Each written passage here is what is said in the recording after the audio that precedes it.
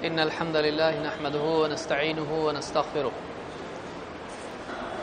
ونعوذ بالله من شرور أنفسنا ومن سيئات أعمالنا من يهده الله فلا مضل له ومن يضلل فلا هادي له وأشهد أن لا إله إلا الله وحده لا شريك له وأشهد أن محمدا عبده ورسوله أما بعد فإن خير الحديث كتاب الله وخير الهدي هدي محمد صلى الله عليه وسلم وشر الأمور محدثاتها وكل محدثة بدعة وكل بدعة ضلالة وكل ضلالة في النار۔ پچھلے درس میں بدعات سے متعلق شبہات میں سے تیسرا شبہ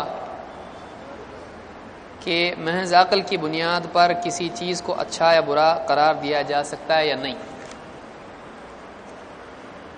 اس سلسلے میں ہم نے کچھ دلائل دیکھے تھے۔ اس میں آخری دلیل عبداللہ ابن عمر رضی اللہ تعالیٰ عنہ کا واقعہ ہم نے دیکھا تھا کہ مجاہد رحمہ اللہ فرماتے ہیں كنت مع ابن عمر فثوب رجل في الظهر أو العصر قال اخرج بنا فإن هذه بدعة، کہ کہتے ہیں کہ میں عبداللہ ابن عمر رضی اللہ تعالیٰ عنہ کے ساتھ تھا۔ ابن عمر جب بھی آئے گا اس سے مراد کون ہوگا؟ عبداللہ ابن عمر ابن الخطاب۔ تو ابن عمر یہ مشہور نام ہے، کنیت یا کنیت ہی اس کو کہیں گے، اس لیے کہ کنیت باپ کے نام کے اعتبار سے بھی ہوتی ہے اور بیٹے کے نام کے اعتبار سے بھی ہوتی ہے۔ تو کنت مع ابن عمر یعنی میں عبداللہ ابن عمر کے ساتھ تھا۔ فثوب رجل في الظهر او العصر، تو ایک آدمی نے ظہر یا عصر میں تثویب کہی۔ تثویب کیا ہے؟ آواز دینا، یعنی آواز دینا یعنی بلانا۔ تثویب ٹیکنیکلی کس کو بولیں گے؟ آواز دینے سے کوئی بھائی اندر آ جاؤ، یہ تثویب ہے بھائی، نماز کے لیے آ جاؤ، تثویب ہے، مخصوص الفاظ ہیں، حی علی الصلاح حی علی الفلاح، اس طرح سے کہہ کے اس زمانے میں یعنی وہ آدمی لوگوں کو مسجد میں بلا رہا تھا۔ کب بلا رہا تھا؟ اذان کے بعد۔ تو لوگوں نے آنے میں جب تاخیر کی تو اس نے یوں کہا حی علی الصلاح حی علی الفلاح، اس کو تثویب کہتے ہیں۔ نماز کون سی تھی؟ ظہر یا عصر کی نماز تھی۔ راوی کو بعض اوقات کسی روایت میں شک ہوتا ہے کہ ظہر کی نماز ہے یا عصر کی نماز ہے، تو اس سے روایت ضعیف ہوتی ہے؟ نہیں، یعنی ہماری بات جھوٹ ہو جاتی ہے اگر ہم کہیں ظہر یا عصر میں فلاں صاحب ملے تھے، تو جھوٹ ہے یہ؟ نہیں، صرف نماز کے بدل جانے سے کوئی مسئلے میں فرق پڑ رہا ہے؟ کوئی فرق نہیں پڑتا ہے۔ اصل مسئلہ تثویب کا ہے، کون سی نماز تھی کا نہیں ہے۔ تو اس آدمی نے تثویب کہنا شروع کر دیا۔ اس پر عبداللہ ابن عمر رضی اللہ تعالیٰ نے کہا اخرج بنا، چلو ہمارے ساتھ یہاں سے نکل چلو، یا ہمیں یہاں سے باہر لے چلو۔ اخرج بنا، جو ساتھ میں ان کے تھے، کون تھے ان کے ساتھ میں؟ عبداللہ ابن عمر کے ساتھ میں کون تھے؟ مجاہد راوی ہیں۔ انہوں نے کہا اخرج بنا، ہم کو یہاں سے باہر لے چلو، یعنی اس مسجد سے مجھ کو باہر لے چلو۔ کیوں؟ فإن هذه بدعہ، اس لیے کہ اس کا یہ عمل کیا ہے؟ بدعت ہے۔ اس کا یہ تثویب کہنا، اس کا یہ کلمات کہنا، یہ بدعت ہے۔ اس کو امام ابو داؤد اور بیہقی نے روایت کی اور یہ حسن درجے کی روایت ہے۔ اس سے کیا معلوم ہوا؟ یہ روایت آپ کے لیے ایک بہت اچھا پروف ہے۔ کس چیز کے لیے؟ وہ جو آپ کو سمجھا، کیا سمجھ میں آیا اس سے؟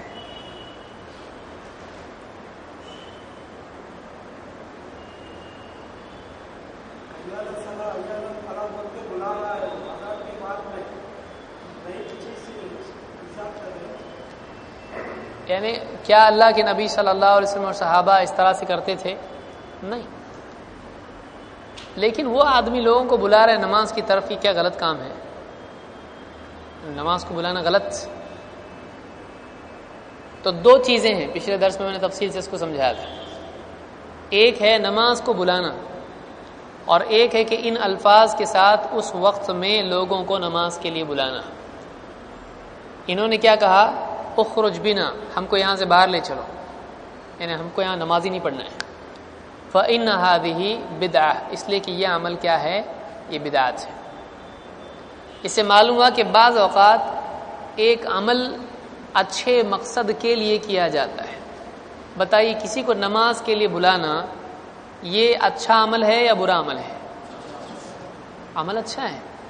لیکن عبداللہ ابن عمر رضی اللہ تعالیٰ عنہ نے اس عمل کو اچھا قرار دیا یا برا؟ برا. معلوم ہوا کہ اس آدمی نے جو عمل کیا تھا اس کو برا سمجھ کے کیا تھا کہ اچھا سمجھ کے؟ لیکن صحابی نے اس کو اچھا سمجھا کہ برا سمجھا؟ برا سمجھا. معلوم ہوا کہ ایک چیز ہو سکتا ہے ایک آدمی کو اچھی لگے اور دوسرے آدمی کو بری لگے. ایسا ہو سکتا ہے، ایک آدمی اس کو اچھا سمجھے، ایک اس کو برا سمجھے. اب اگر صرف یہ آدمی کہے کہ یہ اچھا ہے، ہو سکتا ہے کوئی اور ہو جو کہے برا ہے، تو دونوں میں پیمانہ کون ہے؟ سٹینڈرڈ کون ہے؟ ماننے کا کس کی؟ ایک آدمی ایک عمل کر رہا ہے، تثویب ہے، وہ کہہ رہا ہے اچھا ہے نا، لوگوں کو نماز کے لیے بلا رہے ہیں، تو اس کے نزدیک وہ کیا ہے؟ اچھا ہے. عبداللہ ابن عمر رضی اللہ عنہ کے نزدیک وہ کیا ہے؟ برا ہے. تو ایک ہی چیز بدعت کے رد میں آپ کو یاد رکھنا ہے بات. عام طور سے پوچھو برا کیا ہے، غلط کیا ہے اس کے اندر، تو آپ یہ کہیں گے کہ ایک چیز ایک آدمی کے نزدیک اچھی ہوتی ہے اور دوسرے کے نزدیک وہی چیز کیا ہوتی ہے؟ بری ہوتی ہے. تو اب فیصلہ کس کے حق میں کیا جائے؟ جج صاحب کے سامنے ایک آدمی بول رہا ہے یہ اچھا ہے، ایک بول رہا برا ہے. اب جج نے کیا کرنا؟ اچھا کہ یہ دیکھنا رشتہ دار کون ہے دونوں میں، عمر میں زیادہ کون ہے؟ نہیں. تو دلیل کیا ہے اچھا اور برا طے کرنے کے لیے؟ کتاب و سنت. کتاب و سنت. اگر وہ چیز کتاب و سنت میں ہے تو وہ کیا ہے؟ اچھا ہے. اگر نہیں ہے تو سمجھ میں آیا؟ اس کو یاد رکھیے کہ اچھا کوئی آدمی کہے، برا کوئی آدمی کہے. اب فیصلہ کب ہوگا؟ جب وہی چیز کتاب و سنت میں ہے تو اچھی ہے، نہیں ہے تو بری ہے. اسی لیے عبداللہ ابن عمر رضی اللہ تعالیٰ عنہ نے اس چیز کو برا کس بنیاد پر سمجھا؟ کیا بولے؟ بہت برا عمل ہے، نماز کے لیے بلانا اچھا نہیں ہے، ایسا بولے؟ کیا کہا انہوں نے؟ اس کو رد کس بنیاد پہ کیا؟ لفظ کیا استعمال کیا؟ فإن هذه بدعہ، یہ نئی چیز ہے، بری ہے یا نہیں ہے؟ کیا وہ عمل اچھا تھا؟ یس. یعنی ایک اجمالی طور پر لوگوں کو نماز کی طرف بلانا اچھی چیز ہے، لیکن اس طریقے سے بلانا اچھی چیز ہے تو اچھی نہیں ہے کیسا معلوم پڑا؟ ہے قرآن و حدیث میں یہ اچھا نہیں ہے، ایسا ہے؟ اس کے برے ہونے کے لیے صرف اتنا کافی ہے کہ وہ کیا ہے؟ بدعت ہے. اس کا نیا ہونا ہی اس کا برا ہونا ہے. سمجھ میں آ رہی یہ بات؟ لوگ یہ فرق نہیں کر پاتے ہیں. نیا ہے ٹھیک ہے، لیکن برا کہاں ہے؟ تو ہم یہ کہیں گے نیا ہونا ہی اس کا کیا ہے؟ برا ہونا ہے. اس لیے کہ عبداللہ ابن عمر رضی اللہ تعالیٰ نے اس کی کوئی ایڈیشنل خرابی بیان کیے؟ ایک ہی خرابی بیان کی، وہ کیا تھی؟ بدعت. اور بدعت کے معنی کیا ہے؟ دین میں، دین کے کامل ہو جانے کے بعد اس میں نئی چیز ایجاد کرنا. تو نیا ہونا ہی اس کو کیا ثابت کر دیتا ہے؟ یہ جو ہے یہ پنکھا جو گھوم رہا ہے نا جس کے اوپر، یہ سینٹرل ایکسس ہے اس کے لیے. اس کے بغیر آپ بدعت کو رد نہیں کر سکتے کہ کسی چیز کا نیا ہونا ہی اس کو برا ثابت کرنے کے لیے کافی دلیل ہے. اس کے برے ہونے کے لیے اور ایک دلیل کی ضرورت ہے؟ نہیں ہے. کیوں؟ اس لیے کہ آپ کو جو بھی آدمی بدعت کی طرف لانے کی کوشش کرے گا وہ اس کی اچھائیاں آپ کو بتائے گا اور آپ سے پوچھے گا اس میں برا کیا ہے بتاؤ. سمجھ میں آ رہا؟ وہ بتائے گا دیکھو ایک آدمی مر گیا، اس کی ہمدردی کرنا بری چیز ہے کہ اچھی ہے؟ اچھی ہے. مسجد میں بیٹھنا برا ہے کہ اچھا ہے؟ اچھا ہے۔ قرآن پڑھنا اچھا ہے کہ برا ہے؟ اچھا ہے۔ اور اللہ کو یاد کرنا برا ہے کہ اچھا ہے؟ اچھا ہے۔ دعا کرنا اچھا ہے کہ برا ہے؟ اچھا ہے۔ بندی کھانا برا ہے؟ مٹھائی تقسیم کرنا برا ہے؟ اچھا ہے۔ اس میں کیا برا ہے؟ کوئی ایک ایلیمنٹ آپ بتا دو۔ آپ سوچیں گے ایک دم غور سے، ایک دم نیوٹن کی طرح، کیا کچھ مل رہا ہی نہیں اس میں برا۔ کوئی ایک بری چیز آپ بتا سکتے اس میں؟ کچھ بھی برا اس میں نہیں بتا سکتے۔ تو ان ساری اچھائیوں کو برباد ایک ہی چیز کرتی، یہ نیا ہے، یہ نیا ہے، اور نیا ہی برا ہوتا ہے۔ سمجھ میں آیا کہ آپ نے کیا کہا؟ کل بدعت ضلالہ، ہر بدعت گمراہی ہے۔ دین میں نکالی ہوئی ہر نئی چیز گمراہی ہے۔ اس کا نیا ہونا ہی اس کو غلط ثابت کرنے کے لیے کافی ہے، اس کا نیا ہونا ہی اس کی برائی کے لیے کافی ہے۔ یہ پوائنٹ یاد رکھنا بہت ضروری ہے، نیا ہونا ہی برائی ہے اس کی۔ یاد رکھیں گے اس کو۔ تو اس روایت سے بات معلوم ہوئی کہ صحابہ کسی چیز کے نئے ہونے ہی کی وجہ سے اس کو رد کرتے تھے، اگرچہ اس میں نیت اچھی ہو، اگرچہ اس میں فائدہ دکھائی دے، اگرچہ اس میں فائدہ دکھائی دے۔ اس سے بعض لوگوں نے ایک اور مسئلہ نکالنے کی کوشش کی ہے جو کہ اس سے نہیں نکلتا ہے۔ کیا مسئلہ ہے؟ بدعتی کے پیچھے نماز نہیں ہوتی۔ کیا اس روایت سے یہ مسئلہ نکلتا ہے یا نہیں؟ کتنے لوگوں کو لگتا ہے نکلتا ہے؟ نکلتا ہے، نکلتا ہے۔ دیکھیے، روایات کو یاد رکھنا ایک چیز ہے اور روایت کو سمجھنا ایک چیز ہے، اور بہت اہم چیز یہ ہے کہ جو بھی روایت ہے اس کا صحیح فہم ہم کو ملے۔ آپ صلی اللہ علیہ وسلم نے حدیث میں جو کہا کہ اللہ جس کے ساتھ بھلائی کا ارادہ کرتا ہے اس کو کیا دیتا ہے؟ روایت یاد رکھنے کی توفیق دیتا ہے، دین کی گہری سمجھ دیتا ہے، کیونکہ صحیح انڈرسٹینڈنگ بہت ضروری ہے، اور سطحی فہم اکثر اوقات انسان کو غلطی پر لے جاتا ہے۔ اوپر حدیث کے معنی دیکھ کے اس سے مطلب لے لینا نہیں، گہرائی کے ساتھ اس کو، کیونکہ حدیث میں کیا ہے؟ یفقہ فی الدین، اور فقہ کس کو کہتے ہیں؟ گہری سمجھ کو۔ ہم فقہ کے خلاف ہیں کیا؟ فقہ کا مخالف ہونا کفر ہے۔ اب بولیں گے بہت بڑا بول دیا انہوں نے، صحیح ہے کہ نہیں؟ اللہ کے نبی صلی اللہ علیہ وسلم نے عبداللہ ابن عباس رضی اللہ تعالیٰ کے لیے کیا دعا کیے تھے؟ اللہم فقہہ فی الدین وعلمہ التأویل، اے اللہ اس کو دین کے اندر فقہ دے اور اس کو قرآن کی تأویل، تفسیر کا علم دے۔ تو دین میں فقہ مطلوب ہے یا مردود؟ غیر مطلوب؟ مطلوب ہے۔ موسیٰ علیہ السلام نے کیا دعا کیے تھے؟ وَاحْلُلْ عُقْدَةً مِّن لِّسَانِي يَفْقَهُ قَوْلِي، اے اللہ میری زبان کی گرہ کو، گانٹھ کو کھول دے تاکہ میری بات کو سمجھیں، یفقہو میری بات کا فقہ ان کو میسر ہو۔ تو فقہ ایک اچھی چیز ہے، دین کی گہری سمجھ اچھی چیز ہے، ہم فقہ کے مخالف ہیں نہیں۔ ہاں، ہم الٹے سیدھے فقہ کے جو اپنے دل سے کچھ بھی توڑ مروڑ کے میننگ نکالے جائیں اس کے مخالف ہیں۔ حلال کو حرام، حرام کو حلال اگر کیا جائے عقل کی بنیاد پر، ہم ایسے فقہ کے قائل ہیں نہیں۔ تو کوئی بھی آدمی آپ اس سے بات کریں، کبھی یہ نہ کہیں یہ فقہ کیا ہے، ہم کو قرآن حدیث چاہیے، فقہ نہیں چاہیے ہم کو۔ وہ بولے گا کہ دیکھو واقعی ان کو فقہ نہیں ہے، ان کو سمجھ دین کی نہیں ہے۔ کیوں؟ اس لیے کہ دین کی گہری سمجھ اللہ کے نبی صلی اللہ علیہ وسلم نے نعمت بتائی ہے۔ یؤتی الحکمۃ من یشاء ومن یؤت الحکمۃ فقد اوتی خیرا کثیرا، اللہ جس کو چاہتا ہے وزڈم، گہری سمجھ دیتا ہے، اور جس کو گہری سمجھ دی گئی یہ اس کو بہت زیادہ خیر دے دی گئی۔ تو فقہ میں ایک قرآن و سنت کا فقہ ہے، ایک انسان کی اپنی عقل کا کچھ بھی نکالا ہو فقہ ہے۔ سمجھ میں آیا؟ تو ہم کس فقہ کے خلاف ہیں؟ جو قرآن و سنت سے ٹکراتا ہو، ہم اس فقہ کے خلاف ہیں۔ مطلقاً فقہ کے ہم خلاف ہیں نہیں۔ یاد رہے گا یہ کہ نہیں؟ سمجھ میں واپس سے سمجھاتا ہوں میں۔ ہم فقہ کے مخالف ہیں؟ نہیں. ہم کس فقہ کے مخالف ہیں؟ جو قرآن و سنت سے ٹکراتا ہو اور جو اس کے مطابق ہے، ہم اس کے خلاف نہیں ہیں. اب اس روایت میں دیکھیے، اس میں کوئی ایسا جملہ ہے جس سے معلوم ہوتا ہے کہ اس کے پیچھے نماز نہیں ہوتی. اخرج بنا، میکسیمم کیا ہے اس میں؟ ہم کو یہاں سے باہر نکالو، یہ مسجد سے ہم کو نکالو باہر.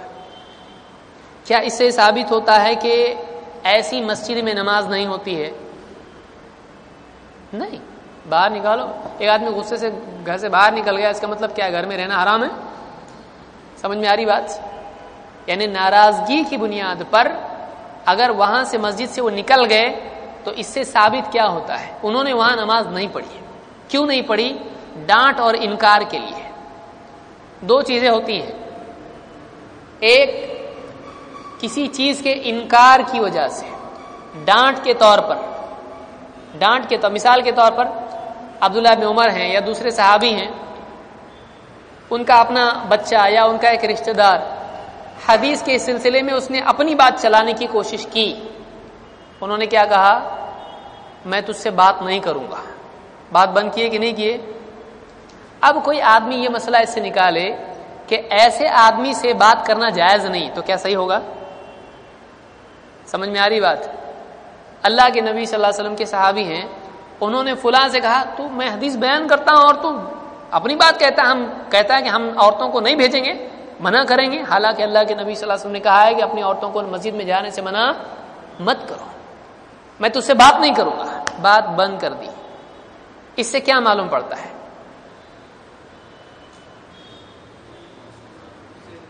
ایک مسئلہ یہ نکالے گا کوئی، مثلا دیکھیے سمجھیے اس کو، حدیث کی صحیح سمجھ ضروری ہے کہ ایسے آدمی سے بات کرنا ہی جائز نہیں. ایک. دو، ایسے آدمی کو ڈانٹ کے طور پر اس سے بات بند کر سکتے ہیں. دونوں مسئلے میں کیا ہو گیا؟ زمین آسمان کا فرق ہو گیا. ایک ہے کہ جواز اس سے نکل رہا ہے یا وقت ضرورت اس سے استحباب نکل رہا ہے. اگر اس سے اصلاح ہو سکتی ہے ویسا کر سکتے ہیں. لیکن کوئی آدمی سے یہ نکالے کہ ایسے آدمی سے بات ہی کرنا جائز نہیں، تو کیا انہوں نے سب کو کہا تم بات بند کرو؟ نہیں کہا. اچھا، وہ جو لوگ نماز کے لیے وہاں آئے تھے انہوں نے سب سے کہا سب باہر نکلو، یہاں نماز نہیں ہوتی؟ کہا ایسا؟ اگر وہاں نماز نہیں ہوتی ہے تو یہ ان پر واجب تھا کہ وہ دوسروں سے بھی کہیں یہاں نماز نہیں ہوتی ہے. کیا انہوں نے ایسا کہا؟ نہیں کہا ایسا. وہ خود باہر نکلے وہاں سے. تو ایک بڑا لوگوں کا ذمہ دار اگر کسی چیز میں شریک نہیں ہوتا ہے تو یہ اس بات کی دلیل ہوتی ہے کہ یہ اس کی طرف سے ڈانٹ ہے. جیسے مثال کے طور پر اللہ کے نبی صلی اللہ علیہ وسلم، اگر کوئی آدمی اس پر قرض ہوتا اور اسی حال میں مر جاتا تو آپ پوچھتے اس پہ قرض تھا؟ لوگ کہتے کہ ہاں قرض تھا اس پر. تو آپ کہتے تھے کہ اپنے ساتھی کی نماز پڑھ لو. آپ نہیں پڑھاتے تھے. تو کیا اس سے معلوم ہوتا ہے کہ ایسے آدمی کی نماز نہیں پڑھانا چاہیے؟ اگر نہیں پڑھانا چاہیے تو آپ صلی اللہ علیہ وسلم صحابہ سے کہتے، ظاہر بات ہے ان میں دوسرا کوئی امام بن جاتا.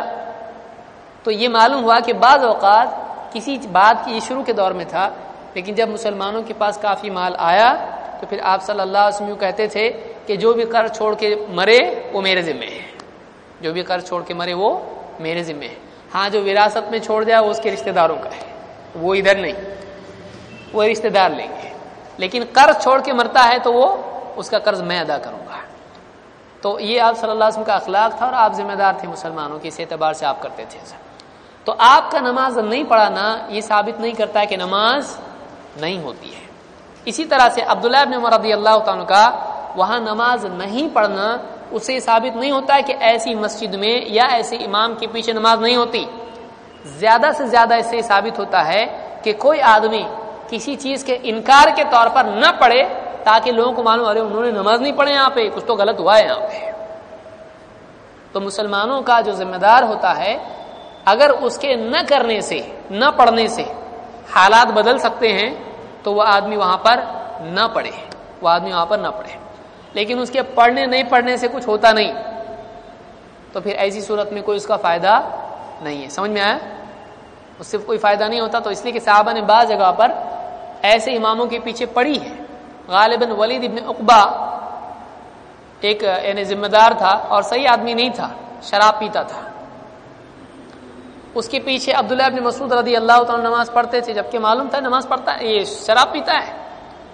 حد یہ ہو گئی کہ اس نے ایک دن فجر کی نماز بھی شراب کے نشے میں پڑھائی، اور نماز کے بعد میں نماز کتنی پڑھائی؟ فجر کی 4 رکعت، اور نماز کے بعد پیچھے پلٹ کے کہا اور زیادہ پڑھاؤں کیا؟ ازیدکم، یعنی اور پڑھاؤ. تو شراب کے نشے میں 4 رکعت پڑھائی، اور کہا کہ سن رہا اس کو لقمہ دے رہے، جو بھی بتا رہے، نہیں 4 پڑھا دیا اس نے. 4 پڑھا کے اس نے پیچھے والوں سے کیا کہا؟ اور پڑھاؤ کیا؟ زیادہ پڑھاؤ، اور زیادہ پڑھنا ہے. تو فجر کی نماز کتنی ہے؟ 2 رکعت ہے، اس نے 4 پڑھا دی فرض. تو ایسے بھی لوگ تھے، لیکن اس کے پیچھے کون نماز پڑھتا تھا؟ عبداللہ ابن مسعود رضی اللہ تعالیٰ. اسی طرح سے بہت سارے ظالم حاکم تھے جو کہ انصاف کو چھوڑ کے، عدل کو چھوڑ کے غلط حکومت کرتے تھے، مسلمانوں پر ظلم کرتے تھے. صحیح لوگ نہیں تھے، فاسق تھے، اور کئی ترمیمات انہوں نے کر دی تھی خلافت کے معاملات میں، حکومت کے معاملات میں، لیکن صحابہ پھر بھی ان کے پیچھے پڑتے تھے. اسی لیے امام البخاری رحمۃ اللہ علیہ نے باب قائم کیا ہے کہ مبتدع بدعتی اور مفتون کے پیچھے، فاسق کے پیچھے نماز پڑھنا ہوتا کہ نہیں ہوتا. اور علماء نے کہا کہ انہوں نے صحیح ثابت کیا کہ نماز ہوتی ہے. تو سمجھ میں آیا؟ تو اس روایت سے زیادہ کیا ثابت ہوتا ہے؟ اگر ایسی مسجد ہو جس میں بدعتی اعمال ہوتے ہوں، اور کسی عالم دین کے وہاں سے نکل جانے سے لوگوں کو پتا چلتا ہے کہ یہاں سے وہ ناراض ہو کے نکل کے چلے گئے، اور وہ لوگ توبہ کر لیتے ہیں کہ ہم سے کیا غلطی ہوئی، بتائیے آپ کیوں ناراض ہو کے نکلے یہاں سے، پھر وہ ان کی اصلاح کرتا ہے اور معاملہ صحیح ہوتا ہے. تو ایسے عالم کے لیے بہتر یہ ہے کہ وہ ایسے ڈانٹ لوگوں کو کرے. جیسے اللہ کے نبی صلی اللہ علیہ وسلم کو جب معلوم ہوتا کہ فلاں نے جھوٹ بات کہی ہے تو آپ اس سے بات بند کر دیتے تھے، جب تک کہ آپ کو یہ معلوم نہیں ہو جاتا کہ اس نے توبہ کی ہے. یہ دلائل ہے. اس سے یہ معلوم نہیں ہوتا ہے کہ مستقل پورے سماج کا اس سے بات بند کرنا چاہیے. سمجھ میں آ رہی بات؟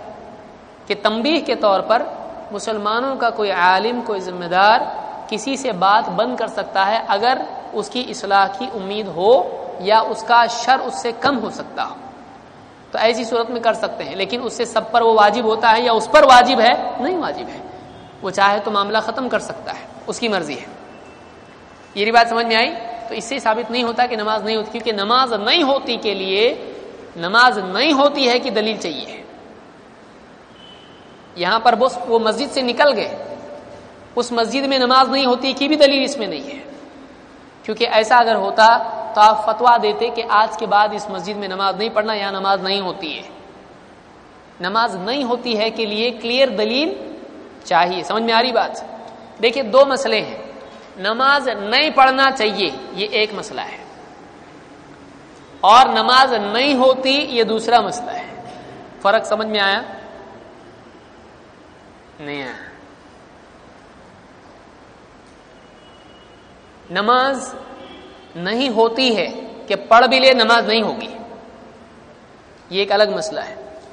اور فلاں امام کے پیچھے اگر وہ ایسا ہو، اس کے پیچھے نہیں پڑھنا چاہیے، یہ ایک الگ مسئلہ ہے. نہیں پڑھنا چاہیے یہ اس کی اصلاح اور ڈانٹ کے طور پر ہے، انکار کے طور پر ہے، منکر کی تردید کے لیے، رد کرنے کے لیے. اور نہیں ہوتی اس کے لیے نہیں ہوتی کی دلیل چاہیے. سمجھ میں آیا؟ آپ صلی اللہ علیہ وسلم نے ایک روایت میں کہا کہ تمہارے بعد ایسے حاکم ہوں گے جو نماز کو مار ڈالیں گے.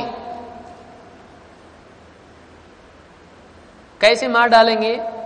نماز کو اس کے وقت سے مؤخر کر کے پڑھیں گے، اس کا وقت ٹال کے آگے پڑھیں گے.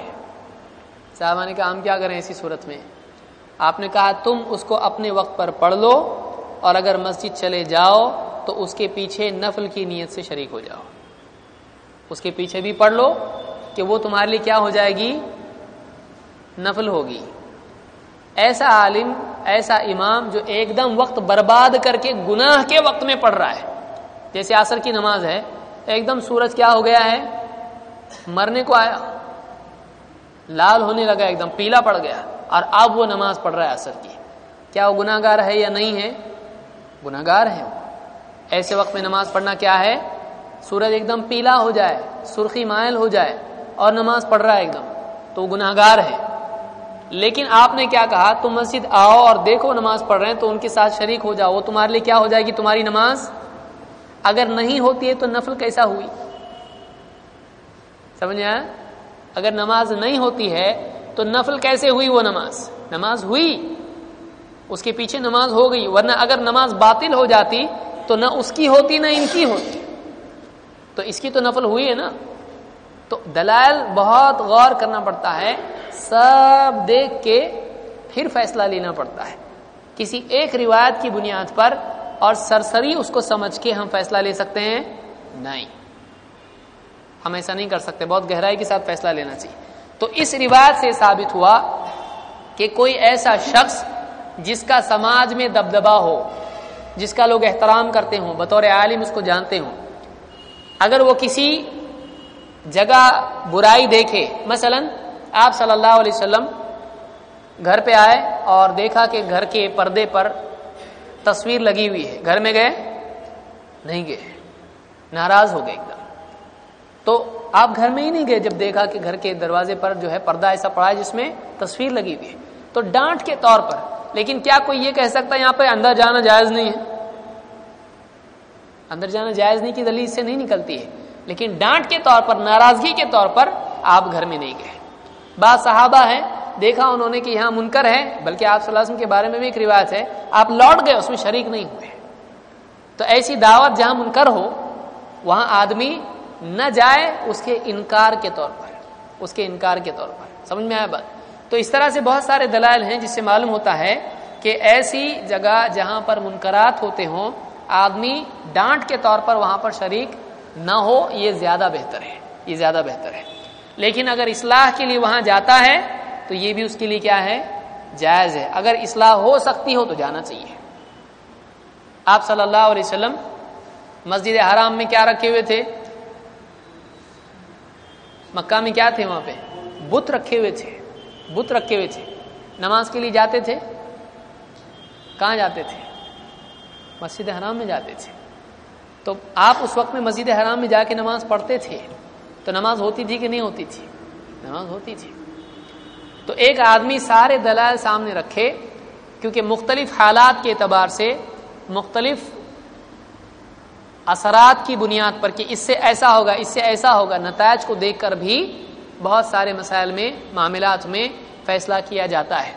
ہر ایک کے لیے کچھ نہ کچھ دلیل ہوتی ہے. بعض لوگ یہ بھی شبہ ظاہر کرتے ہیں، یار آپ لوگ ادھر ایسا کرتے ادھر ایسا کرتے، آپ لوگوں کے پاس ہر چیز کے لیے دلیل ہوتی ہے. تو یہ کہیں ہماری خوش قسمتی بھائی کہ ہمارے پاس ہر چیز کے لیے دلیل ہوتی ہے. اور آپ یہاں یہ دلیل، آپ یہاں یہ دلیل، آپ جس کو جیسا چاہے عمل کریں. اب اس کے لیے گہری سمجھ کی ضرورت ہے کہ ایک آدمی ایک چیز پر اس حال میں اس کو اپلائی کرے گا، اس دلیل کو اس حال میں اپلائی کرے گا. اسی کا نام دین کی گہری سمجھ ہے کہ کون سی چیز کہاں رکھی جائے. حکمت کے معنی کیا ہے؟ اس کی ڈیفینیشن کیا ہے؟ حکمت کس کو کہا جاتا ہے؟ وضع الشیء فی موضعہ، کسی چیز کو اس کی جگہ پر رکھنا. آپ چشمہ سر پر رکھ لیے اور ٹوپی گلے میں ڈال لیے، چلے گا؟ پاجامہ اور قمیص آپ تبدیل کر دیے، دونوں کی جگہ، چلے گا؟ نہیں چلے گا. جیب پیچھے لگا رہے ہیں آپ، چلے گا؟ آگے لگانے پڑے گی آپ کو، ضرورت ہے ایسے ڈالیں گے. جو چیز جہاں رکھی جانی چاہیے اس کو وہاں رکھا جائے. ہر چیز کی ایک جگہ ہوتی ہے. اسی طرح سے دلائل میں بھی فلاں دلیل یہاں اپلائی کی جاتی ہے، یہ دلیل یہاں اپلائی کی جاتی ہے. ایسا نہیں کہ جو بھی ساری دلیلیں اس کو کدھر بھی کچھ بھی اپلائی کریں، نہیں چلتا ایسا. ہر دلیل کا ایک موضع ہوتا ہے، اس کی ایک جگہ ہوتی ہے جہاں اس کو اپلائی کیا جائے. تو اس چیز کو جاننے کا نام کیا ہے؟ حکمت ہے. اسی چیز کے جاننے کا نام فقہ اور گہری سمجھ ہے. آپ صلی اللہ علیہ وسلم نے بدر میں کم صحابہ ہونے کے باوجود جنگ کی، ٹھیک ہے، لیکن حدیبیہ میں آپ نے کیا کیا؟ بدر سے زیادہ تھے کہ نہیں تھے؟ وہاں زیادہ تھے، 1500 تھے. یہاں کتنے تھے بدر میں؟ 300 پکڑ لیجئے، 313 تھے. اس میں بھی پورے لڑنے لائق نہیں تھے، 305 یا 308 لڑنے جیسے تھے. اور سب کچھ کم تھا ان کے پاس، لیکن بدر میں جنگ ہوئی کہ نہیں ہوئی؟ ہوئی۔ اور یہاں پر حدیبیہ میں بدر سے کتنے زیادہ تھے؟ 5 گنا زیادہ تھے، 1500 تھے، لیکن یہاں جنگ کی، یہاں صلح کی۔ اب کوئی آدمی یہ کرے کہ یہ کرے، کیا کرے؟ یا دونوں پہ عمل کرے، جنگ بھی کرے صلح بھی کرے، کیا کرے؟ بولے دونوں دلیل پہ عمل ہونا چاہیے۔ ایک آدمی کو دیکھنا چاہیے کہ یہاں سچویشن کیا تھی اور یہاں سچویشن کیا تھی۔ بدر میں آپ نے جنگ کی، لیکن خندق کی جنگ میں آپ نے کیا کیا؟ مسلمانوں اور مشرکین کے بیچ میں خندق کھود دی تاکہ وہ آئے ہی نہیں، جھگڑا ہی نہیں ہو، جنگ ہی نہیں ہو۔ اور بدر میں آپ جنگ کر رہے ہیں، یہاں آپ جنگ نہیں ہو کے لیے رکاوٹ ان کے لیے پیدا کر رہے ہیں، جنگ ہی نہیں ہو۔ اور حدیبیہ میں پوری اکسایا جا رہا ہے آپ کو لڑنے کے لیے، صحابہ جان دینے کے لیے تیار ہیں، لیکن آپ نے ان کی شرطوں پر سارے معاملات طے کیے۔ تو اب یہ سب کیا کانٹرڈکشن ہے؟ نہیں، یہ اختلاف تعدد ہے کہ کون سی چیز کہاں اپلائی کی جائے گی، کون سی چیز کہاں اپلائی کی جائے گی۔ یہ جس کو سمجھ میں نہیں آیا بہت گڑبڑ کرے گا، اور یہ جس کو صحیح سمجھ میں آ گیا وہ آدمی صحیح چیز کو صحیح جگہ اپلائی کر سکتا ہے۔ بعض لوگوں کو غلط فہمی ہوتی ہے، کیا پہلے ایسا آپ نے بولے یہ مسئلے میں، دیکھیے مثال کے طور پر یہ مسئلہ سمجھیں آج اس کو اچھی طرح سے۔ آپ ایک شخص آیا اللہ کے نبی صلی اللہ علیہ وسلم کے پاس، اس نے پوچھا روزے کی حالت میں بیوی کو چوم سکتے کہ نہیں، لپٹ سکتے کہ نہیں اس سے؟ آپ نے کہا ہاں۔ دوسرا آیا سیم مسئلہ، آپ نے کہا نہیں۔ اب کوئی آدمی ہوگا جو ایک دم بہت ہی سیدھا سوچتا ہو، فٹ پٹی والا، وہ کیا کرے گا؟ کیا ہے اس کو کچھ بول رہے، اس کو کچھ بول رہے، جو دل میں آیا بول رہے، نعوذ باللہ۔ وہ اللہ کے نبی ہیں، اور مسئلہ تو ایک ہی ہوگا نا، یا تو نہیں کرنا چاہیے تو کرنا چاہیے۔ لیکن صحابی خود بتاتے ہیں کہ جس نے آپ صلی اللہ علیہ وسلم سے اجازت چاہی، آپ نے اجازت دی، وہ عمر دراز صحابی تھے، اور جس نے آپ سے اجازت چاہی اور آپ نے اجازت نہیں دی وہ ایک دم نوجوان صحابی تھے۔ اور اس روایت کے آگے مسند احمد وغیرہ میں ہے، آپ نے صحابہ کو دیکھا، دیکھ رہے صحابہ ایسا کیسا، اس کو ایک فتویٰ اس کو ایک فتویٰ، ایسا کیسا ہے؟ آپ نے کہا میں دیکھ رہا ہوں تم جو دیکھ رہے ہو۔ اور آپ نے کہا کہ بوڑھا آدمی اپنے کو زیادہ قابو میں رکھ سکتا ہے، یعنی بیوی سے لپٹے گا تو معاملہ وہاں تک ہی رہے گا، لیکن یہ بیچارہ اگر لپٹے گا تو معاملہ بگڑ جائے گا، روزہ توڑنے تک اس کا معاملہ جا سکتا ہے، کیونکہ الشیخ املک لنفسہ، بوڑھا آدمی اپنے آپ کو زیادہ قابو میں رکھنا جانتا ہے، اس کو قابو ہوتا ہے، نوجوان کو قابو نہیں ہوتا ہے۔ تو دیکھیے یہاں پر دو آدمی الگ ہیں، مسئلہ ایک ہی ہے، مسئلہ ایک ہی ہے، کرنا کہ نہیں کرنا بھائی، مسئلہ ایک ہے، لیکن آپ نے دونوں کو جواب الگ دیا، دونوں شخص الگ ہیں اس اعتبار سے۔ اور ایک مثال سنیے، آپ بولیں گے دوسرا ہی مسئلہ چل رہا ہے یہ، لیکن اس کو سمجھیے، اس لیے کہ یہ دین میں یہ اصل یعنی گہرائی کے ساتھ دینی مسائل کو سمجھنا بہت ضروری ہے۔ ایک صحابی اللہ کے نبی صلی اللہ علیہ وسلم کے پاس آئے، کہا اللہ کے رسول میں بہت روزے رکھتا ہوں، اور ایک روایت میں کہ صحابیہ نے کہا کہ بہت کان کثیر الصوم، کان کثیر الصیام، بہت روزے رکھتے تھے۔ تو انہوں نے کہا میں سفر میں جاتا ہوں تو میں سفر میں روزہ رکھوں یا نہیں رکھوں؟ آپ نے کہا اگر تو چاہے تو رکھ، چاہے تو مت رکھ، چاہے تو رکھ، چاہے تو مت رکھ۔ تو انہوں نے سفر میں، اور ایک روایت میں ای ذالک ایسر ففعل، دونوں میں سے جو تیرے لیے آسان ہو کر، دونوں میں سے جو تیرے لیے آسان ہو وہ کر۔ اب ان کو اس طرح سے کہا، ایک سفر میں اللہ کے نبی صلی اللہ علیہ وسلم تھے، اور آپ نے دیکھا ایک آدمی، اس کے اوپر لوگ سایہ کیے ہوئے ہیں، اور اس کو مطلب ٹھنڈا معاملہ کر رہے ہیں، اس کے لیے سب وہ پڑا ہے گا۔ آپ مجھے اس کو کیا ہوا، جو ہم لوگ روزے دار ہے۔ آپ نے کہا لیس البر، یعنی سفر میں روزہ رکھنا کوئی نیکی نہیں ہے، لیس البر الصیام فی السفر، سفر میں روزہ رکھنا کوئی نیکی نہیں ہے۔ اب یہاں کیا معلوم پڑ رہا ہے، سفر میں روزہ رکھنا کوئی نیکی، تو کوئی رکھے گا تو اس کو ملے گا کہ نہیں ملے گا، کچھ نیکی ہے کہ نہیں ہے؟ نہیں ہے نا، حدیث میں کیا آیا؟ نیکی نہیں ہے. لیس البر الصیام فی السفر، سفر میں روزہ رکھنا کوئی نیکی نہیں ہے. کیا آپ صلی اللہ علیہ وسلم نے سفر میں روزہ رکھے کہ نہیں؟ ہم کو کیا معلوم. آپ صلی اللہ علیہ وسلم نے سفر میں روزہ رکھا بھی اور چھوڑا بھی ہے، اور صحابہ بھی سفر میں روزہ رکھتے تھے اور چھوڑتے بھی تھے. روزہ رکھنے والا چھوڑنے والے کو برا نہیں کہتا تھا، اور روزہ چھوڑنے والا رکھنے والے کو برا نہیں کہتا تھا. اور صحابی آپ سے آگے پوچھ رہے ہیں سفر میں روزہ رکھو یا نہیں، آپ نے کہا جو بھی کرنا ہے کر، جو آسان ہو کر. اگر وہ نیکی نہیں تو آپ روزہ رکھنے کے لیے کہتے ان کو بھی کہتے سفر میں روزہ رکھنا کوئی نیکی نہیں ہے. تو اب کیا کریں گے اس کو؟ تو بہت مشکل ہے، فقہ کی طرف جانا پڑے گا. لوگ کہیں جس آدمی کو آپ نے کہا اجازت ہے، ان کے بارے میں بیک گراؤنڈ ڈیٹا کیا ہے؟ بہت روزہ رکھتے تھے، یعنی ان کے لیے کیا ہے؟ آسان ہے روزہ رکھنا. یہ عادی ہے روزے کا، اس کے لیے روزہ رکھنا، روزہ بہت آسان ہے اپنے لیے، کچھ ہوتا نہیں اپنے کو. اور وہ جو آدمی ہے جو سفر میں جس کو لوگ ہوا کر رہے، سایہ کیے ہوئے ہیں، تو روزے میں اس کی حالت کیا ہو گئی؟ ایسی ہو گئی. تو وہ سٹیٹمنٹ آپ کا جو ہے اسی پس منظر پر لاگو ہوگا کہ ایسے آدمی کے لیے کوئی نیکی نہیں ہے کہ جو اپنی نیکی سے سب کو پریشان کرے. اس کے لیے سفر میں روزہ رکھنا کوئی نیکی نہیں ہے. سمجھ میں آ رہی بات؟ تو آپ دیکھیے بعض اوقات ایسا ہوتا ہے، آگے لوگ آئیں گے آپ کے پاس، بولیں گے حدیث میں کانٹرڈکشن ہے، یہ حدیث لیں گے کہ یہ حدیث لیں گے، آپ بتاؤ. آپ بہت حدیث کرتے ہیں نا، اب بتاؤ اب یہ حدیث بھی ایسی ہے، یہ حدیث ایسی ہے. حدیث میں بہت کنفیوژن ہے. تو آپ اس وقت میں آپ کہیں کنفیوژن نہیں، اس میں کنکلوژن دیکھنا پڑے گا کہ اس کا نتیجہ کیا ہے، یہ کہاں فٹ ہوتی ہے، یہ کہاں فٹ ہوتی ہے. ایسا ہوتا ہے، کوئی مسئلہ نہیں، ٹینشن لینے کی ضرورت نہیں ہے. تو آپ کو یاد رکھنا چاہیے، کیونکہ آپ کسی بھی مولوی کے پاس جاؤ گے، کسی بھی نہیں، کچھ مولویوں کے پاس، تو وہ آپ کو ایسا کنفیوز کریں گے. دیکھو ایک حدیث میں تو ایسا آیا، ایک حدیث میں ایسا ہے، کون سی حدیث کو مانتے ہیں؟ تو آپ اس وقت کیا کہیں گے؟ دونوں صحیح ہے کیا؟ دونوں صحیح، دونوں کو مانتے ہیں. آپ کون سی کو مانتے؟ اس کو بھی دونوں کو ماننا پڑے گا. وما آتاکم الرسول فخذوہ، جو کچھ رسول تم کو دیں اسے لے لو. تو ہم دونوں کو مانتے ہیں. ہاں عمل کیسا کرنا دونوں کو دیکھنا پڑے گا کہ دونوں میں فیصلہ کیا نکلتا ہے. علماء سے پوچھیں گے، تحقیق کریں گے، دیکھیں گے ہم، لیکن عمل ہم کریں گے.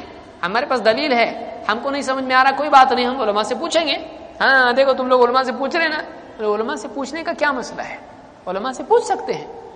لیکن ہم نے یہ تھوڑی کہا کہ ہم ایک ہی عالم کی مانیں گے چاہے کتنی بھی دلیل آپ دے دو، یہ بول رہے ہیں ہم لوگ نہیں. تو علماء سے دین کے سمجھنے میں مدد لینا بہت اچھی چیز ہے، لیکن کسی ایک ہی عالم کو یہ مقام دینا کہ اس کی مانیں گے، اس کے خلاف کسی کی نہیں مانیں گے، اور چاہے کتنی بھی دلیلیں دے دو نہیں مانیں گے، یہ ہمارے امام ہیں، یہ غلط ہے، یہ جائز نہیں ہے. یہ جائز نہیں، بلکہ یہ کیا ہے؟ یہ اس امام کو، اس عالم کو نبی کا مرتبہ دینا ہے. کیونکہ اللہ کے نبی صلی اللہ علیہ وسلم کے مقابلے میں کسی کی مان سکتے ہیں؟ نہیں مان سکتے ہیں. آپ کی بات فائنل اتھارٹی ہوتی ہے، سب پر فائق ہوتی ہے. تو یہ کسی اور عالم کو امام کا تو ہم علماء سے مدد لیتے کوئی غلط بات ہے؟ یہ نہیں بولنا چاہیے عالم کچھ نہیں، قرآن حدیث خلاص. تو ایسا آدمی خلاص ہو گیا، پھر گیا کام سے. کیونکہ قرآن میں اللہ نے کیا فرمایا؟ تلک الامثال نضربها للناس وما يعقلها الا العالمون. یہ کچھ مثالیں ہیں جو ہم لوگوں کے لیے بیان کر رہے ہیں. بیان کس کے لیے کر رہے ہیں؟ لوگوں کے لیے. لیکن ان کو وہی سمجھتے ہیں جو بہت علم والے ہیں. یہ قرآن میں ان کو وہی سمجھتے ہیں جو بہت قرآن والے علم والے ہیں. اور اللہ نے کیا فرمایا؟ فاسألوا اہل الذکر ان کنتم لا تعلمون. اہل ذکر سے، اہل علم سے پوچھو اگر تم کو نہیں معلوم. پھر آپ بولیں گے پھر قرآن میں وہ ہے نا وَلَقَدْ يَسَّرْنَا الْقُرْآنَ لِلذِّكْرِ فَهَلْ مِن مُدَّكِرٍ. ہم نے قرآن کو نصیحت سمجھنے کے لیے آسان کر رکھا ہے، تو ہے کوئی نصیحت لینے والا؟ تو قرآن تو آسان ہے نا، پھر یہاں کیسا ایسا ہے؟ وہاں جس پس منظر میں آیا ہے اور یہاں جس پس منظر میں آیا ہے دونوں الگ ہیں. کبھی غور کیے نہیں کہ معلوم نہیں. وہاں اللہ نے کیا فرمایا؟ وَلَقَدْ يَسَّرْنَا الْقُرْآنَ، آگے کیا ہے؟ لِلذِّکْرِ، نصیحت کے لیے، نصیحت کے لیے ہم نے قرآن کو بہت آسان کیا ہے۔ قرآن میں جو نصیحتیں کی گئی ہیں بہت ایزی ہے، ہر آدمی دیہاتی، پڑھا لکھا، ان پڑھ سب سمجھ سکتے ہیں اس کو۔ نصیحت کا جو انداز ہے قرآن کا بہت آسان ہے، دل پہ اثر کرنے والا ہے۔ تو وہ نصیحت کے پہلو میں واعظ و نصیحت اس میں بہت پاورفل ہے، ہر ایک کے لیے آسان ہے۔ لیکن یہاں کس پس منظر میں کہا گیا؟ تلک الامثال نضربها للناس، یہ کچھ مثالیں ہیں، ایگزامپلس، پیرابلس، سملٹیوڈز کیا بولتے ہیں اس کو۔ تو یہ جو ہے یہ ہم نے لوگوں کے لیے بیان کی ہیں، لیکن ان کو کون سمجھتا ہے؟ گہرا علم رکھنے والے اس کو سمجھتے ہیں، کیونکہ قرآن کی بہت ساری مثالیں ہیں۔ تفسیر پڑھنی پڑتی کہ نہیں سمجھنے کے لیے؟ پڑھنا پڑتا ہے۔ کیوں پڑھے تفسیر پھر جب سب سمجھتا ہے تو سمجھانے والا کوئی ہوتا ہے، تب جا کے سمجھ میں آتا ہے۔ تو یہ بات ہمیشہ یاد رکھیں کہ ہماری دعوت یہ نہیں ہے کہ سارے علماء کی چھٹی کر دو اور بازار سے جا کے بخاری مسلم لے کے آؤ، ختم، کام ہو گیا تمہارا، اور ایک تفسیر لے کے آ جاؤ، نہیں، بلکہ ہم ہمیشہ علماء کی ضرورت باقی رہے گی قیامت تک۔ ہاں، لیکن علماء کی اندھی تقلید حرام رہے گی قیامت تک، دونوں کے بیچ میں جانے کا، افراط اور تفریط کے بیچ میں چلنا ہے۔ تو یہ اس حدیث کے پس منظر میں بات تھی، اس کو سمجھیں۔ اللہ تعالیٰ مجھ کو اور آپ کو سمجھنے کی توفیق عطا فرمائے۔ تو اس حدیث سے، اس روایت سے ثابت ہوا کہ بعض اوقات برائیوں کے رد کے لیے ایک آدمی قطع تعلق کر سکتا ہے، اور اسی طرح سے کسی جگہ جانا چھوڑ سکتا ہے، کیونکہ یہاں پر کیا ہے؟ برائی ہوتی ہے، میں شریک نہیں ہوں گا۔ شریک نہیں ہونے سے لوگوں کو وہ فلاں صاحب نہیں آئے، اس پہ یہ غلط کام ہوا ہے، تردید ہوئی ہے، تو اس سے ہو سکتا ہے ان کی اصلاح ہو۔ لیکن اگر کوئی فرق نہیں پڑتا ہے تو پھر آدمی اس میں اور غور کر سکتا ہے کہ جانا بہتر ہے یا نہیں جانا بہتر ہے۔ چلیے اور آگے آئیے۔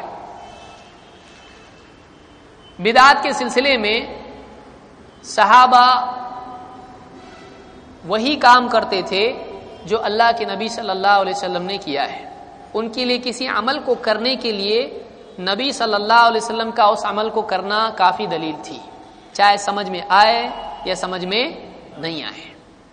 ہاں، اگر نبی صلی اللہ علیہ وسلم نے وہ عمل نہیں کیا ہے تو پھر وہ نہیں کرتے تھے۔ جیسے عمر رضی اللہ تعالیٰ کی روایت ہے، کہتے ہیں، راوی کہتے ہیں انہ جاء الی الحجر الاسود، عمر رضی اللہ تعالیٰ عنہ الحجر الاسود کے پاس آئے۔ حجر کے معنی کیا ہے؟ حجر پتھر، سٹون، اسود کالا، بلیک، کالے پتھر کے پاس۔ کہاں ہے کالا پتھر؟ کعبہ میں نصب ہے، کعبہ میں نصب ہے، وہ کعبہ میں لگایا ہوا پتھر ہے۔ فقبلہ، تو انہوں نے اس پتھر کو کیا کیا؟ چوما۔ فقال انی اعلم انک حجر، انہوں نے کہا میں جانتا ہوں کہ تو ایک پتھر ہے، لا تضر ولا تنفع، تو نہ نقصان پہنچاتا ہے نہ فائدہ پہنچاتا ہے۔ ولولا انی رأیت النبی صلی اللہ علیہ وسلم یقبلک ما قبلتک، اگر میں نے اللہ کے رسول صلی اللہ علیہ وسلم کو تجھے چومتا نہ دیکھا ہوتا تو میں تجھے کبھی بھی چومتا نہیں۔ یہ بخاری مسلم کی روایت ہے۔ اس روایت سے کئی باتیں سامنے آتی ہیں، اس سے پہلے بھی ہم اس پہ گفتگو کر چکے ہیں۔ یہاں پر اصل استدلال ہمارا کس چیز سے ہے؟ حضرت عمر کیا کہہ رہے ہیں کہ اگر میں نے نبی صلی اللہ علیہ وسلم کو تجھے چومتا نہیں دیکھا ہوتا تو میں چومتا نہیں۔ معلوم ہوا کہ نبی کا عمل ہے اس لیے میں یہ عمل کر رہا ہوں، ورنہ نہیں کرتا۔ تو یہ اسپرٹ صحابہ کی تھی، یہ ذوق اور یہ مزاج صحابہ کا تھا کہ یہ عمل ہمارے نبی نے کیا ہے اس لیے ہم کر رہے ہیں۔ یہی مزاج کیا ہونا چاہیے ہمارا۔ پلس اگر نبی نے نہیں کیا ہوتا تو میں نہیں کرتا، یہ زیادہ پاورفل ہے۔ سمجھ میں آ رہا ہے؟ ہمارے نبی نے نہیں کیا اس لیے ہم نہیں کرتے۔ تو یہ کیا ہے؟ یہ صحابہ کا ہی منہج ہے، یہ ہمارا اپنا منہج نہیں ہے۔ یہ صحابہ کا منہج ہے کہ ہم نے اگر نبی کو نہیں دیکھا ہوتا تو ہم نہیں کرتے۔ تو معلوم ہوا کہ ایسا مزاج ہر مسلمان کا ہونا چاہیے کہ جو کام نبی صلی اللہ علیہ وسلم نے نہیں کیا اس کا ترک کرنا دین ہے، اس کا ترک کرنا دین ہے۔ پلس مزید وہ پتھر کعبہ میں لگا ہوا ہے، اور کعبہ کس کا گھر ہے؟ اللہ کا گھر ہے۔ اللہ کا گھر ہے یعنی اللہ اس میں رہتا ہے، پھر اللہ کا گھر ہے یعنی آپ کے گھر میں آپ رہتے ہیں، اللہ کے گھر میں کون رہتا ہے؟ اس سے اگر کوئی ایسا بولے پھر اللہ کا گھر ہے کا مطلب اللہ کا گھر ہے نا، اللہ ہے اس میں، صحیح ہے غلط ہے؟ بولے ہمارے ایک رشتہ دار ہیں ان کے 2 گھر ہیں، دونوں میں رہتے کیا ہو؟ ایک ہوتا ہے رہائش کا گھر، ایک ہوتا ہے ملکیت کا گھر۔ ضروری نہیں ہر چیز جس کا وہ مالک ہو گھر کا اس میں رہتا بھی ہو۔ تو اللہ تعالیٰ کا وہ گھر ہے یعنی مالک ہے اللہ اس کا۔ دیکھیے قرآن میں اللہ نے کیا فرمایا، اس کو یاد رکھیے۔ بعض لوگ بولتے ہیں کہ یہ لوگ کعبہ کی عبادت کرتے ہیں، دیکھو ذرا ان کو سجدہ کدھر کر رہے ہیں، سب مل کے کعبہ کو سجدہ کر رہے ہیں۔ تو یہ بلیک ہاؤس جو بھی ان کا ہے اس کو کیا بناتے ہیں؟ اپنا معبود، یہ اس کو گاڈ مانتے ہیں۔ صحیح ہے کہ غلط ہے؟ غلط۔ کیسے غلط ہے؟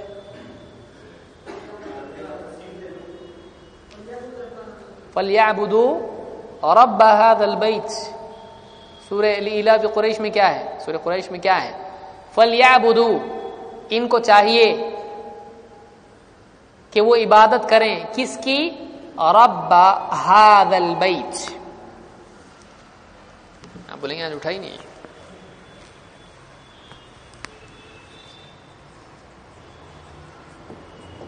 فَلْيَعْبُدُوا رَبَّ هَذَا البیت۔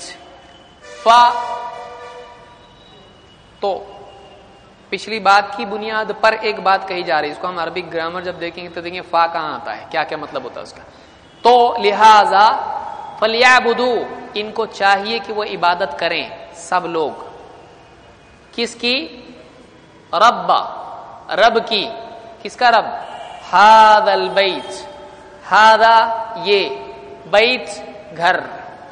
تو ان لوگوں کو، قریش کو چاہیے کہ وہ اس گھر، اشارہ ہوا ہر گھر ہوا، اس سے مراد اس گھر، کون سا گھر؟ یعنی ان کو بولنے کی ضرورت نہیں تھی کون سا گھر، اشارہ کر دیا تو اس میں گھر پہ آ بولے تو کس کے گھر پہ جاتا ہوا؟ اگر ایک آدمی اپنے دوست سے کہے ٹھیک ہے گھر پہ آ جا میں دے دیتا ہوں تجھ کو جو بھی کتاب دینا ہے، تو وہ کس کے گھر پہ ہونے، گھر پہ کس کے بلاؤں گا؟ تو بعض اوقات بتانے کی ضرورت ہوتی ہے نہیں، بولنے والا سننے والا جانتے ہیں۔ تو عربوں میں بھی یہ گھر بولنے کے بعد کسی کو بولنے کی ضرورت تھی نہیں، وہ سمجھ لیتے تھے کون سا گھر ہے۔ تو یہاں کہا کہ اس گھر کے رب کی عبادت کرو، یا اس گھر کی عبادت کرو۔ دیکھیے اس گھر کا بھی کیا ہے؟ ایک رب ہے، اس گھر کا رب ہے، تو اس رب کی عبادت کرو۔ تو جو لوگ کہتے ہیں کہ یہ لوگ کعبہ کو سجدہ کرتے ہیں، ان کے رد میں زیادہ کچھ بولنے کی ضرورت ہی نہیں، یہ آیت بتا دی ختم ہو گیا کہ ہمارا رب یہ گھر نہیں ہے، اس گھر کا ایک رب ہے، ہم اس کی عبادت کرتے ہیں، گھر کی نہیں۔ پھر ادھر کیوں سجدہ کرتے ہیں؟ بولے کہیں بھی کریں گے تو تم وہی بولیں گے، ٹھیک ہے یہاں کرے تو بولیں گے تو وہ ان کے سجدہ کر رہے ہیں، وہاں کرے تو کیا آسمان میں سجدہ کریں، آسمان میں بھی کریں گے تو بولیں گے اس کو آسمان کو سجدہ کرتے ہیں۔ تو سجدہ کہیں نہ کہیں تو کرنا پڑے گا، کچھ نہ کچھ تو سب ہٹاؤ بیچ میں سے، ہم لوگ کرتے پھر سجدہ، بولو ان کو کچھ نہ کچھ تو بیچ میں رہے گا۔ تو اس کو سجدہ نہیں کر رہے ہیں ہم، اللہ کو کر رہے ہیں، لیکن زمین پر سر رکھ رہے ہیں، بیچ میں جو آ رہا ہم کو اس سے کوئی مطلب نہیں ہے۔ نہ ہم سترے کو سجدہ کر رہے ہیں، نہ مسجد کی دیوار کو کر رہے ہیں، نہ امام کو کر رہے ہیں۔ امام کے پیچھے مؤذن صاحب کس کو کر رہے ہیں؟ امام کو کر رہے ہیں۔ سمجھ میں آیا؟ تو یہاں پر عمر رضی اللہ عنہ نے کہا لا تضر ولا تنفع، وہ گھر اس گھر میں لگا ہوا پتھر ہے، تو نہ نقصان پہنچاتا ہے نہ فائدہ۔ اب بعض لوگوں نے کہا فائدہ پہنچاتا ہے، قیامت کے دن وہ گواہی دے گا کس نے اس کو چھوا ہے، کس نے اس کو چوما ہے، تو بولے فائدہ ہوا نا۔ تو اب کیا اس کو رد کیا جائے اس کی وجہ سے؟ نہیں، گواہی دینا ایک الگ چیز ہے، وہ قیامت کے دن ہوگا، لیکن یہاں پر دنیا میں حضرت عمر کیا کہہ رہے ہیں؟ تو نہ نقصان پہنچاتا ہے نہ فائدہ۔ تو وہ دنیوی اعتبار سے کہہ رہے ہیں کہ دنیا میں جیسے پتھر لوگ بتوں کو مانتے ہیں کہ وہ نفع نقصان پہنچاتے ہیں، یہ پتھر ویسا نفع نقصان پہنچاتا ہے نہیں، گواہی دے گا تو ہر چیز گواہی دے گی. مؤذن جب اذان دیتا ہے جہاں تک اس کی آواز جاتی ہے ہر چیز کیا کرتی ہے؟ ہر چیز اس کے لیے گواہ بنتی ہے قیامت کے دن. آدمی اگر کسی پہاڑی پیڑ کے پاس سے گزرے اور ذکر کرے، قیامت کے دن وہ جگہ، وہ پیڑ، وہ پہاڑی، وہ پتھر اس کے لیے گواہی دیں گے کہ اس نے ذکر کیا تھا. بلکہ ایک ٹیکڑی دوسری ٹیکڑی پر فخر کرتی ہے، آج میرے اوپر سے ذکر کرنے والا گزرا ہے، تیرے پہ سے گزرا گیا. اب ان کا کمیونیکیشن کیسا ہوتا ہے ہم کو نہیں معلوم، لیکن ہوتا ہے. تو یہ بتا رہے ہیں تم رضی اللہ عنہ کہ تو نہ نقصان پہنچاتا ہے نہ فائدہ پہنچاتا ہے. تو اس سے یہ بھی معلوم ہوتا ہے کہ اس الحجر الاسود میں دنیاوی اعتبار سے کوئی نفع نقصان نہیں. مثلا کوئی بیمار جائے وہاں پہ اور اس کو لے کے ایسا کچھ کرے، چلے گا نہیں، کیونکہ حضرت عمر کیا کہہ رہے ہیں؟ تو نفع نقصان پہنچاتا ہے؟ نہیں، نفع نقصان نہیں پہنچاتا ہے. اور اسی طرح سے اس سے یہ بھی ثابت ہوتا ہے کہ کسی سے کلام کرنا ضروری نہیں کہ اس میں حیات اور روح ثابت ہو. بعض لوگ کیا بولتے ہیں قبرستان میں جاتے تم لوگ کیا بولتے ہیں؟ السلام علیکم بولتے نا. تو مردے سنتے نا، تو ہم بابا کے پاس جاتے وہ بھی سنتے ہمارا دکھڑا. کیونکہ سلام جب تم کرتے ہو ان کو تو سلام کس کو کرتے ہیں؟ جو سنتا اس کو کرتے کہ نہیں سنتا اس کو کرتے؟ سنتا اس کو کرتے یا نہیں سنتا اس کو؟ ہم بولیں گے دونوں کو، دونوں کو کرتے ہیں. سنتا اس کو بھی کرتے ہیں، نہیں سنتا اس کو بھی کر سکتے ہیں. آپ گھر میں گئے سب سوئے ہوئے، کیا کریں گے؟ سلام نہیں کریں گے؟ نیند میں بولیں گے وعلیکم السلام. اللہ کے نبی، مسلم کی روایت ہے، یاد رکھیے اس کو، اللہ کے نبی صلی اللہ علیہ وسلم جب گھر میں آتے تو آپ ایسی آواز میں سلام کرتے کہ جاگنے والا سن لیتا اور سونے والا نہیں جاگتا. جاگنے والا سن لیتا اور سونے والا نہیں جاگتا. تو آپ کس کو سلام کرتے؟ جاگنے والوں کو یا سب کو؟ سب کو. تو جو نہیں سن رہا اس کو بھی سلام کر سکتے اگر وہاں ہم جائیں، کیونکہ وہ دعا ہے، جواب ضروری اس کا ہے نہیں ہے. تو ایک سلام ہوتا ہے کہ سلام کریں وہ جواب دے اس کا، ایک ہوتا ہے ہم کو سلام کر رہے ہیں، جیسے ہم کہتے ہیں وسلام علی المرسلین. تو قرآن میں پڑھتے کہ نہیں پڑھتے ہیں؟ اور امام صاحب بھی دعا مانگتے بولتے ہیں، تو کیا جواب آتا ہے وہاں سے؟ تو ایک ہوتا ہے بطور دعا سلام کرنا، ایک ہوتا ہے بطور تحیہ سلام کرنا. یاد رکھیے اس کو، جس کو سیلوٹیشن یا گریٹنگز کہتے ہیں. تو گریٹنگز اس طرح سے ہوتا ہے، وہ سن رہا ہے وہ جواب دے رہا ہے، اس کو تحیہ کہتے ہیں. اور ایک ہوتا ہے سلام بطور دعا، تو سلامت رہے. کیا کہیں گے؟ مثلا کوئی نانی ہم کو بولے میرا بچہ تو ہمیشہ سلامت رہے، تو کیا بولیں گے؟ نانی تم بھی ہمیشہ سلامت رہو. اس کا جواب نہیں دیں گے وعلیکم السلامت رہو، بولیں گے ایسا؟ نہیں، ضروری نہیں ہے اس کے لیے، وہ تحیہ نہیں ہے، وہ سلامتی کی کیا ہے؟ دعا ہے. تو ہم جو قبرستان جا رہے ہیں وہ جواب کے لیے بطور تحیہ سلام کر رہے ہیں؟ نہیں، وہ بطور دعا کر رہے ہیں. اسی لیے آپ دیکھیے، سمجھیے اس کو، اللہ کے نبی صلی اللہ علیہ وسلم کے پیچھے صحابہ نماز پڑھتے تھے اور التحیات میں کیا بولتے تھے؟ السلام علیک ایھا النبی ورحمۃ اللہ وبرکاتہ. سلام ہے کہ نہیں ہے؟ نماز کے بعد آپ صلی اللہ علیہ وسلم بولتے تھے وعلیکم السلام ورحمۃ اللہ وبرکاتہ، بولتے تھے کہ نہیں بولتے تھے؟ تو یہ بطور تحیہ اگر تھا تو جواب واجب تھا. سلام کا جواب لازم ہے کہ نہیں ہے؟ حدیث میں مسلمان پر 6 حق ہیں کہ نہیں ہے؟ بعض میں 7 ہیں. تو اس میں سے ایک کیا ہے؟ رد السلام. تو آپ صلی اللہ علیہ وسلم کو اگر صحابہ نے سلام کیا ہوتا ویسا بطور تحیہ کے کہ وَإِذَا حُيِّيتُم بِتَحِيَّةٍ فَحَيُّوا بِأَحْسَنَ مِنْهَا أَوْ رُدُّوهَا. قرآن میں اللہ نے کیا کہا؟ جب تم کو بطور تحیہ اگر سلام کیا جائے تو تم اس کا بہتر جواب دو یا کم سے کم اتنا جواب دو. یہ حکم نبی کے لیے ہے یا صرف مسلمانوں کے لیے ہے یا سب کے لیے ہے؟ سب کے لیے ہے. تو کیا آپ صلی اللہ علیہ وسلم سکھایا کس نے یہ سلام؟ صحابوں کس نے سکھایا؟ جبریل نے. آپ صلی اللہ علیہ وسلم، تو آپ کو معلوم ہے نا میرے پیچھے تحیات میں سلام کر رہے لوگ. تو کیا کبھی آپ صلی اللہ علیہ وسلم نے سلام پھیرنے کے بعد میں صحابہ کو کہا وعلیکم السلام ورحمۃ اللہ وبرکاتہ کبھی کہا نہیں. معلوم ہوا کہ وہ سلام بطور دعا تھا، تعبدی امور کے طور پر تھا، نہ کہ بطور تحیہ. سمجھ میں آ رہا ہے یہ؟ تو اس کا جواب لازم نہیں ہے. تو اسی طرح سے آپ صلی اللہ علیہ وسلم سنتے تھے، کوئی اس کی دلیل نہیں ہے. سنیے آپ نے مسلمان کہاں کہاں علاقوں میں سلام کرتے تھے نماز میں، آج بھی مسلمان کرتا ہے. تو بطور دعا ہے، وہ بطور دعا ہے. اسی طرح سے قبرستان میں جیسا کر رہا ہے وہ تو بطور دعا ہے. وہ سنے نہیں سنے اس کو کوئی فرق نہیں پڑتا ہے. اس کے سلام کرنے سے اس کا سننا ثابت ہوتا ہے نہیں. کتنے لوگ بولتے ہیں سلام کیا میں سنے جواب نہیں دیا، میں سنا نہیں. تو بعض اوقات آدمی سلام سنتا نہیں بھی ہے تو اس کا سلام ویسٹ گیا یا نہیں؟ ویسٹ گیا نا؟ نہیں. اس کا سلام ہے تو وہ دعا تو ہے اس کے لیے، دعا تو ہے اس کے لیے وہ.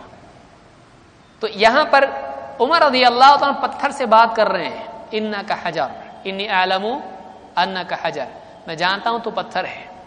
تو ضروری نہیں کہ اس میں جان ہو تو ہی بات کی جائے. بعض اوقات بے جان سے بھی بات کی جاتی ہے جس میں روح نہ ہو. تو قبرستان میں جو ہم سلام کر رہے ہیں، ہمارے سلام کرنے اور خطاب کرنے سے ان میں روح ثابت ہوتی ہے نہیں. روح نہیں ہے تو بھی اس میں سلام کا جواب کی ضرورت نہیں ہے، صرف سلام اس کے اوپر بطور دعا ہے. سمجھا؟ مزید تفصیل سے اس کو بعد میں دیکھیں گے انشاءاللہ.